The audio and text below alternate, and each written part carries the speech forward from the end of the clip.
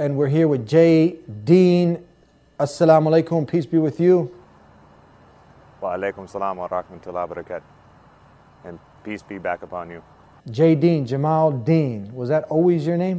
Well অবশ্যই না। আমি বড় হয়েছি এখানে ইন দ্য ইউনাইটেড স্টেটস, আর জন্মের পর আমার নাম রাখা হয়েছিল জেমস। আর যখন আমি ইসলাম গ্রহণ করলাম তারপর আমার নাম পাল্টে যেটা রাখলাম সেটা হলো আরও বেশি বেনিফিশিয়াল। জামাল মানে হলো বিউটিফুল, আর দিন শব্দের অর্থ হলো জীবন ব্যবস্থা। তাই ইসলাম হলো a beautiful way of life. Did you have to change your name? না, এটা বাধ্যতামূলক ছিল না, কিন্তু রাসূলুল্লাহ সাল্লাল্লাহু আলাইহি ওয়াসাল্লাম তার কথা অনুযায়ী যদি কারো নাম এমন কিছু হয় যেটার কোনো অর্থ নেই, সেটা অনাকাঙ্ক্ষিত, পরিবর্তন করে এমন একটা নাম রাখতে হবে যেটা আসলে হবে সন্তোষজনক গডের দৃষ্টিতে। তাই এটা ছিল আমার ব্যক্তিগত পছন্দ যে আমার নাম রাখা হবে জামাল, আর সেটা জেমস নামের খুব কাছাকাছি। তাই এটা ছিল খুবই সহজ পরিবর্তন, কিন্তু এই নামের আছে এক গভীর অর্থ। যেমনটা আমি আগেই বললাম যে জামাল শব্দের অর্থ হলো বিউটিফুল, আর দিন শব্দের অর্থ হলো জীবন ব্যবস্থা। আর আমি ইসলামকে দেখি বিউটিফুল ওয়ে অফ লাইফ হিসাবে, যা সমগ্র মানব জাতির অনুসরণ করা উচিত, একমাত্র সৃষ্টিকর্তার উপাসনা করার চেষ্টা। Since you changed your name, did you also, since you accepted Islam, have to stop being American? না, অবশ্যই না। বেশিরভাগ মানুষ এটাতে কনফিউজড হয়ে যায় আর ভাবে যে যদি আপনি মুসলিম হয়ে যান তো আপনাকে বিচ্ছিন্ন থাকতে হবে, আর আপনাকে বিচ্ছিন্ন থাকতে হবে আমেরিকার সমাজ থেকে। কিন্তু বেশিরভাগ মানুষই এটা বোঝেন না যে মুসলিমরা এখানে আছেন বেশিরভাগ আমেরিকানদের থেকেও অনেক আগে থেকেই। আর তাই মুসলিম মূল্যবোধ এখানকার সংবিধানের একটা অংশ আমাদের আমেরিকা। আর এটা একটা এমন জিনিস যে সেই ডকুমেন্টটা সম্ভব হতো না যদি না ইসলাম থাকতো। অ্যান্ড সো আসলে ইসলাম আমাকে আরও বেশি আমেরিকান করে তুলেছে, আর তা একজন মুসলিম হওয়ার মাধ্যমে।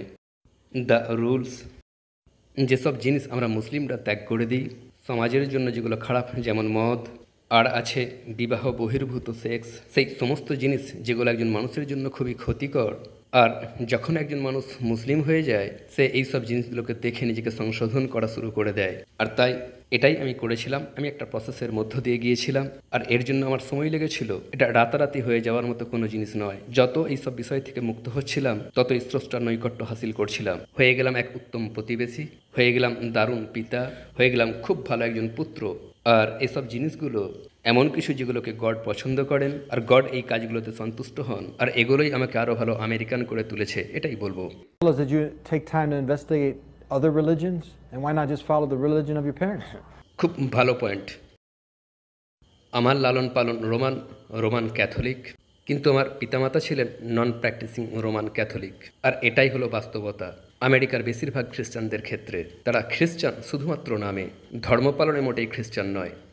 আর তাই আমার মনে হয় তাদের নাম রাখা ভালো ইস্টার খ্রিস্টান অথবা ক্রিসমাস খ্রিস্টান। তারা শুধুমাত্র চার্চে যায় ইস্টার আর ক্রিসমাসে, কিন্তু রেগুলার সার্ভিস, সানডে বা অন্যান্য জীবনযাপনে মোটেই কেয়ার করে না। নিজেদের কাজকর্মে তারা ব্যস্ত থাকে। আর তাই এখন বিষয়টা হলো, গডের ধারণা আমার ছিল, ধর্ম নিয়ে সবসময় প্রশ্ন করতাম সেই তখন থেকে যখন আমি খুব ছোট ছিলাম। আর আমার এখনও মনে আছে আমার ক্যাথলিক চার্চে যাওয়া আর তাদেরকে প্রশ্ন করা সৃষ্টিকর্তাকে নিয়ে। আমি তাদেরকে বিশেষ কিছু প্রশ্ন করতাম, যে প্রশ্নগুলোতে নার্স আর প্রিস্টগণ আপসেট হয়ে যেতেন। আর তারা আমাকে বলেই যেতেন তোমাকে বিশ্বাস করতে হবে, অন্ধের মতো বিশ্বাস, অন্ধবিশ্বাস থাকতে হবে, এইসব আর কি, যেগুলো নর্মালি খ্রিস্টান ধর্মের লোকেরা বলে থাকেন। কিন্তু আমি এসবে সন্তুষ্ট হতে পারিনি। হয়তো বিশেষ কিছু কারণে অলমাইটি গড আমাকে এক অনুসন্ধিৎসু মন দান করেছিলেন। তাই আমি ভাবছিলাম, গভীরভাবে চিন্তা করছিলাম আমার স্থান নিয়ে, আমার ভূমিকা আসমানসমূহ ও জমিনের সৃষ্টির মাঝে। যত ভাবছিলাম ততই আরও প্রশ্ন আসা শুরু করলো, আর সেগুলোর উত্তর আমার ধর্মবিশ্বাস আমি পাচ্ছিলাম না। তাই শুরু করলাম ধর্মের বাইরে খোঁজ শুরু করলাম বিভিন্ন ইজম, বিভিন্ন ধর্ম খোঁজ শুরু করলাম, বুদ্ধিজম, কনফিউশিয়ানিজম, আরও খুঁজে দেখলাম মার্কসিজম, বিভিন্ন ফিলোজফি, আর লট অফ ইস্টার্ন রিলিজিয়ন্স। আর অতঃপর রইল ইসলামের সাথে মূল পার্থক্যটা হলো, আসলে ইসলামে আমাকে এমন কিছুতে বিশ্বাস করতে বলা হচ্ছিল না যা ফিল করা সম্ভব নয়, টাচ করা সম্ভব নয়, প্রকাশ্য প্রমাণ নেই এমন কিছুতেই। দেখুন, ইসলামের সাথে মিল নেই জুদায়ো খ্রিস্টান থিওলজিতে, যেখানে বলা হচ্ছে থাকতে হবে অন্ধবিশ্বাস, অদৃশ্যে বিশ্বাস করতে হবে কিন্তু প্রমাণ দেওয়া হবে না। এদিকে ইসলামে আপনাকে প্রশ্ন তুলতে বলা হচ্ছে এই সব বিষয়গুলোকে নিয়েই। আর ইনফ্যাক্ট আসমানসমূহ জমিনের সৃষ্টিকর্তা তিনি নিজেই এটা উৎসাহিত করছেন। তিনি কোরআনে বলছেন, তোমরা কি সৃষ্টি করো গাছ, তোমরাই কি তাকে রসদ যোগাও? No, of course not. তো কে সেই সত্তা যে গাছটাকে রসদ যোগায়? কে সেই সত্তা যে সমস্ত জীবন্ত জিনিসকেই রসদ যোগায়? It's not human being. এই সত্তা আমাদের থেকে অনেক বড়। It's god Almighty. আর তাই উত্তরগুলো সেখানে ছিল, প্রত্যেকটা সিঙ্গেল প্রশ্নের উত্তর, যেগুলো আমি কোনোভাবেই পাইনি ইহুদি খ্রিস্টান ধর্মতত্ত্বে। সেসব প্রত্যেকটা প্রশ্নের উত্তর, ক্লিয়ার কংক্রিট অ্যান্সার, ইসলামে আছে। আর এটাই আমাকে ইসলামের দিকে ঠেলে দিয়েছিল। এমনকি আজ পর্যন্ত আমি এখনও পর্যন্ত প্রশ্নের পাতা উল্টাইনি। আমি এখনও জ্ঞানের গভীরে ডুব দিয়েই যাচ্ছি, আর দেখছি সেই জ্ঞানের কোনো সীমা নেই। আসমানসমূহ জমিনের সৃষ্টিকর্তার বিষয়ে জ্ঞান অর্জন করার। Tell us a little bit about your life before Islam. We heard you used to be in the US Navy. আসলে ইসলামের আগে আমার জীবন, আসলে আই লাইক টু সে, এটা ছিল গাইডেন্স ছাড়া একটা জীবন। আসলে আমি বড় হয়েছি একজন নর্মাল আমেরিকান হিসাবে। বাস্তবে আমি বড় হয়েছি একটা ছোট্ট ফার্ম টাউনে, যেখানে ছিল প্রচুর গরু, মুরগি, সাধারণ কৃষি শহর। সেখানে খুবই কম জনসংখ্যা, খুবই শেল্টার্ড পরিবেশ, খুব একটা মিশ্র সংস্কৃতি ছিল না, খুব একটা ভিন্ন কোনো ধর্ম, ভিন্ন কোনো ভাষা, তাই ভেরি শেল্টার্ড সোসাইটি। আর আমি সেসবের মধ্য দিয়েই গিয়েছি, যেগুলোর মধ্য দিয়ে আমেরিকানরা গিয়ে থাকে। নিজস্ব বন্ধু সার্কেল তৈরি করার লড়াই, যখন ছোট তখন থেকেই বন্ধু বাছাই করা। এভাবেই শুরু করে ফেললাম সেসব মানুষকে অনুসরণ করা যারা মদ্যপান করে, ক্লাবিং, পার্টিং, এইসব আর কি। আর এভাবেই সে পথে চলে গিয়েছিলাম। কিন্তু আমার মাথায় একটা কথা ঘুরতো যে এটা জীবনযাপনের কোনো পথ নয়। তাই শুরু করে দিলাম প্রশ্ন করা, এগুলো ছাড়াও জীবনে নিশ্চয়ই আরও কিছু আছে। আর তাই আমি বুঝে গেলাম আমার গাইডেন্সের প্রয়োজন নৈতিকতার, মূল্যবোধের। আর আমার মনে হলো আমি সবগুলোই পেতে পারি আমেরিকার নৌবাহিনীতে। আর তাই গ্র্যাজুয়েশন কমপ্লিট করার পর I decided to join the US navy. এখন সারা দুনিয়া অল্প স্বল্প ট্রাভেল করলাম, তবে আমি ডিসিপ্লিন পেয়েছিলাম, আলহামদুলিল্লাহ, সমস্ত প্রশংসা গডের। কিন্তু আমি সেখানে গাইডেন্স পাইনি। ইনফ্যাক্ট আমি সেখানে খুব বেশি মিসগাইডেন্স পেয়েছিলাম সঠিক গাইডেন্সের তুলনায়। সপ্তাহের শেষে যখন আমরা ছুটি পেতাম, আমরা আমাদের পোশাক আশাক খুলে রাখতাম, আর তারপর আমরা সবাই ছুটতাম পানশালার দিকে, আর শুরু করে দিতাম ড্রিঙ্কিং, আর শুরু করে দিতাম মেয়েদের পিছনে ঘুরঘুর করা। সেই সব কাজ যা একজন নর্মাল আমেরিকান করে থাকে। আর আমেরিকানরা বুঝে উঠতে পারে না যে এটা তাদের শরীরের জন্য কতটা ক্ষতিকর, আর ক্ষতিকর সৃষ্টিকর্তার সাথে সম্পর্কে।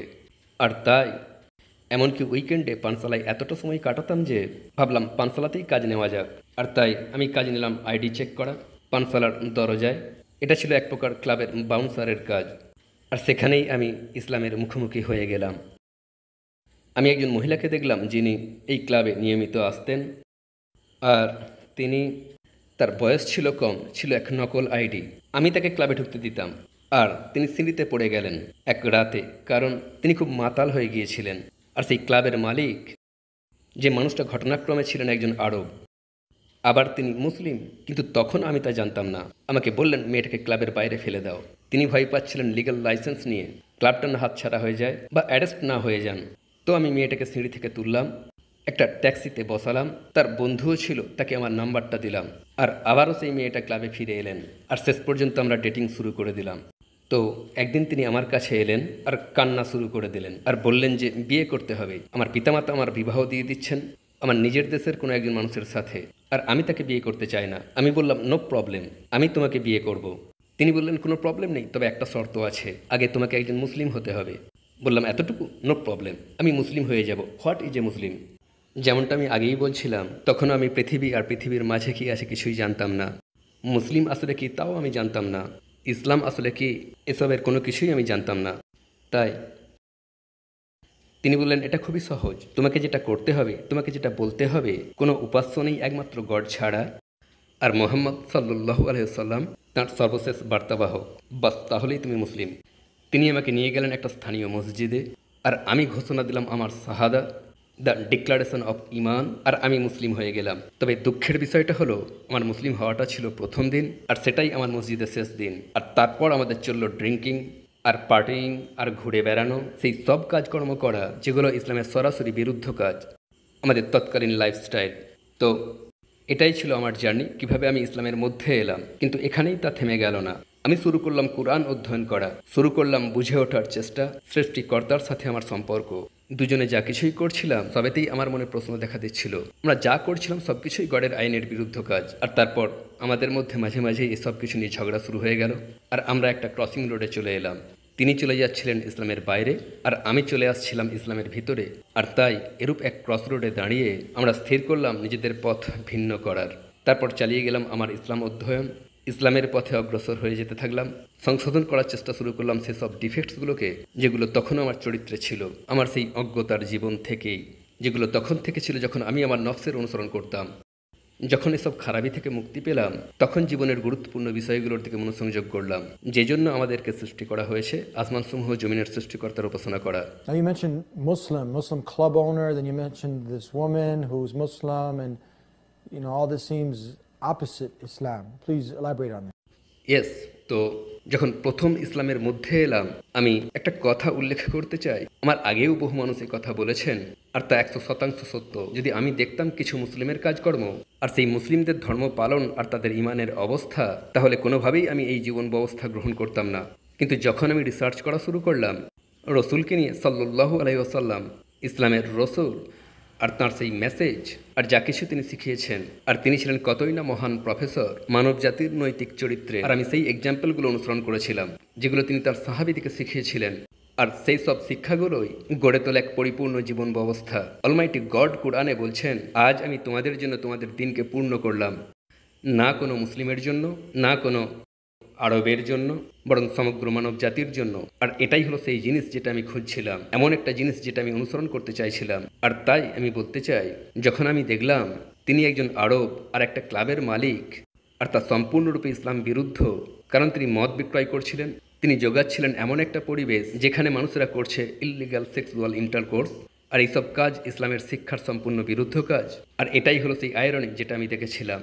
আর তাই আমি সেগুলোর অনুসরণ করা শুরু করলাম যেগুলোর শিক্ষা কুরআনে দেওয়া হচ্ছে আর আল্লাহর রসুলের সুন্নতে, সেই জীবন ব্যবস্থা যা প্রফেট সাল্লাল্লাহু আলাইহি সাল্লাম শিখিয়েছেন তার সাহাবীগণকে।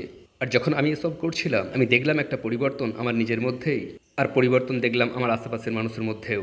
আর এই হলো সেই কারণ যে কারণে আমি আমার নিজের নাম বদলে জামাল উদ্দিন করেছি, the beautiful way of life. But why would anyone want to accept Islam with all the negative stereotypes and stigma that's attached to it? That's the question that is for the ages there. মূলত আমরা মুখাপেক্ষী গডের সাহায্যের, আর তাঁর কোনো সাহায্যের প্রয়োজন নেই। একটা ফেমাস হাদিস রয়েছে যার মূল কথা হলো যে প্রফেট সাল্লাল্লাহু আলাইহি সাল্লাম বলেন যে, এমনকি যদি তোমরা সমস্ত সৃষ্টির মধ্যেও সর্বোত্তম হয়ে যাও, সর্বোত্তম মানুষ হয়ে যাও, সর্বোত্তম প্রাণী, গডের সৃষ্টির সব কিছুর থেকেই সর্বোত্তম, তবুও আল্লাহর সাম্রাজ্যে তোমরা কোনো কিছুই বৃদ্ধি ঘটাতে পারবে না। আর এমনকি যদি সবচেয়ে খারাপ হয়েও যাও, যদি হয়ে যান হিটলারও, বা এমন একজন যে মানব জাতির প্রতি সবচেয়ে নিষ্ঠুর, ইতিহাসের সমগ্র মানব জাতির মধ্যেও তুমি আল্লাহর রাজত্বের কোনো কিছুই কমাতে পারবে না। So when you put that in perspective, আমরা বুঝতে পারি যেটা আমাদেরই বেনিফিটের জন্য, আসমানসমূহ জমিনের সৃষ্টিকর্তার উপাসনা করা, আর কারো বেনিফিটের জন্য নয়। দেখুন, যদি কেউ এই জীবন ব্যবস্থা গ্রহণ করে, তাহলে সে বা আমি কোনো পুরস্কার পাবো না, একমাত্র স্রষ্টার কাছে রিওয়ার্ড আশা করি, মানুষের কাছ থেকে কোনো প্রতিদান আশা করি না। এটা আপনাকে দেয় এক পথ নির্দেশিকা, এক জীবন ব্যবস্থা, সব কিছুর মধ্যেই ব্যালেন্স রক্ষা করে। This is known as the religion of the middle path. যেতে পারে না খুব বেশি বাম দিকে, যেতে পারবেন না খুব বেশি ডান দিকেও, আপনাকে বেছে নিতে হবে মাঝের রাস্তা। আর এটাই হলো সেই মধ্যম পন্থা, যে পন্থা অনুসরণ করেছিলেন সমস্ত নবীগণ, আদম থেকে শুরু করে মোজেস, থেকে নোয়া, থেকে Jesus, to the last and final messenger Muhammad, শান্তি বর্ষিত হোক সেই সমস্ত নবীগণের উপরে। আর এই পন্থায় তারা মানুষকে শেখানোর চেষ্টা করেছেন, শিখিয়েছেন এমন এক পন্থায় সৃষ্টিকর্তার উপাসনা করা যাতে হতে পারেন এক মহান মানুষ। And so this is what I wanted to do. আর এই কারণেই আমরা আপ্রাণ প্রচেষ্টা করে যাচ্ছি এই বার্তাটা ছড়িয়ে দিতে, সেই সত্যটা যে কিভাবে গডের উপাসনা করতে হয়। কারণ মানুষ হলো গডের মুখাপেক্ষী, মানুষের কাছ থেকে গডের কোনো কিছুর প্রয়োজন নেই। Now, Jamal Dean, why not just stay with believing in Jesus, that Jesus was God, the Son of God, that He paid the price for your sins? What about this? বহু খ্রিস্টানের সাথে এই বিষয়ে কথা বলেছি যে কল্পনা করুন যদি আমাদের থাকতো 60,000 মানুষ সাক্ষী, যারা জেসাসের সাথে খেত, যারা জেসাসের সাথেই থাকতো, তারই আশেপাশে ঘুমাতো, যারা সব সময় তাঁরই পাশে থাকতো। কল্পনা করুন যদি আমাদের কাছে থাকতো 60,000 সাক্ষী, যারা তাঁর মুখ থেকে নিঃসৃত সমস্ত কথা লিখে নিচ্ছিল, তাহলে তা কোন প্রকারের সম্পদ হয়ে যেতে পারত। It would be amazing. কিন্তু দুর্ভাগ্যবশত আজ খ্রিস্টানদের সেই সাক্ষী নেই, কিন্তু আমাদের সেই সাক্ষী রয়েছে গডের ফাইনাল মেসেঞ্জারের, মুহাম্মদের। তাদের সবার উপর গডের শান্তি বর্ষিত হোক। আর তাই এই 60,000 মানুষ যারা এই প্রফেটের চারপাশে দাঁড়িয়েছিলেন, সংগ্রহ করেছেন তার কথা, সংগ্রহ করেছেন তার বার্তা, যারা নিজেদের কাছে স্পষ্ট করে নিয়েছেন যে কিভাবে সর্বশক্তিমান গডের উপাসনা করতে হবে। আর এটাই হলো এই ধর্মের সবচেয়ে সুন্দর জিনিস। আর আমরা গ্রহণ করেছি জেসাসকে গডের একজন মহান প্রফেট হিসাবে। আল্লাহ যেন জেসাস আলাইহিসসালামের উপর সন্তুষ্ট হন, আর আল্লাহ যেন তাকে মুক্ত করেন সেই সমস্ত বিকৃতি ও মিথ্যা থেকে যা আজকের দিনে বহু মানুষ এই মহান প্রফেটকে নিয়ে করে থাকে। What advice do you have for people who are still living that life that you left behind? What advice, Jamal, Dean, do you have for your old boss who's a Muslim and the young lady that you knew that was a Muslim and many of the people out there who have this background who are Muslim more by name but not by action? তাদের জীবনটা মনে হতে পারে খুব মজার, কিছু মানুষের জীবন দেখে মনে হতে পারে কমপ্লিট প্যাকেজ, আর তারা খুবই সুখী, আর আপনিও সেসব জিনিস পেতে চান।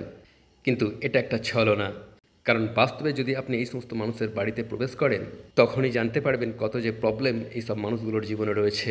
তখন আপনি নিজেই বলবেন যে আমি এই জীবন পেতে চাই না। আমি জানি, কারণ আমি সেই জীবনেই ছিলাম, আর এটা এক এমন জীবন যেখানে আমি শকড হয়েছিলাম, কারণ সেটা ছিল এক ডিসেপশন, একটা মিথ্যা। আর তাই এইসব খারাপি থেকে, এইসব জিনিস থেকে আপনাকে যে করেই হোক মুক্তি পেতে হবে। আর তাই মাই অ্যাডভাইস টু ইউ, আপনাকে সত্যের খোঁজ করতে হবে, খুঁজে বের করতে হবে পজিটিভ জিনিসটা কি। খুঁজে বের করুন সৃষ্টিকর্তার সাথে আপনার সম্পর্ক, আর তিনি আপনাকে ব্যর্থ করবেন না। তিনি আপনাকে সেসব কিছু দান করবেন যা আপনার স্বপ্নেরও অতীত। যদি তা অর্থনৈতিক সম্পদ নাও হয়, তা হবে আধ্যাত্মিক সম্পদ, আর সেটাই সবচেয়ে দামি।